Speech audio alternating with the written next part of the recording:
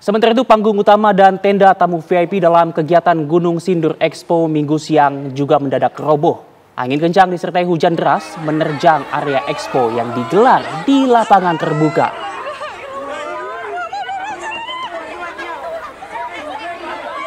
Dalam rekaman video amatir tampak pemirsa sebuah panggung besar ambruk.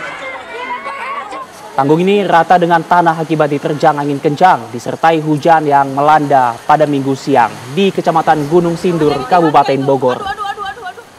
Tampak juga panitia dan pengisi acara mengalami luka akibat tertimpa material panggung yang didominasi besi dan baja. Panitia dibantu warga pun melakukan pembenahan pasca ambruknya panggung acara Expo Gunung Sindur.